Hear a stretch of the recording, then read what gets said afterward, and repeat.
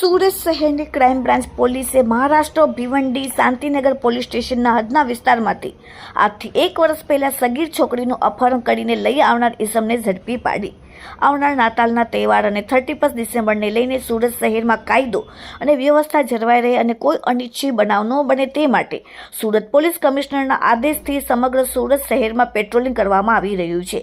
અને તે દરમિયાન આર્મ્સ સ્કોડના પોલીસના માણસોને મળેલ અંગત બાતમીના આધારે લશ્કરા ગુડ્સ રેલવે ટ્રક પાસેથી એક ઇસમ નામ જીતુ નિરંજન શાહ રહેવાસી પ્લોટ નંબર 57 ભરવાડનો ખાડો ભાડાના રૂમમાં પાસોદરા પાટિયા કોલવાડ તાલુકો કામરેજ જિલ્લો ગંજામ ઓડિશાવાળાને પોલીસે ઝડપીને સગીર વયની છોકરી સાથે શંકમત હાલતમાં પકડાઈ પાડેલ.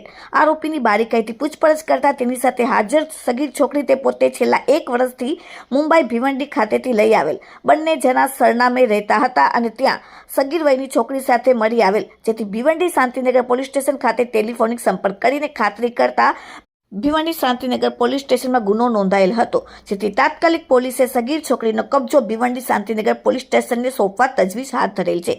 ક્રાઇમ બ્રાન્ચની ટીમ દ્વારા છેલ્લા 1 વર્ષથી સગીર વયની છોકરીનું ભિવંડી ખાતેથી અપહરણ કરી લઈ આવેલ ઇસમને ઝડપીને છોકરીને મુક્ત કરાવેલ છે. Bureau report, daily India TV, Surat.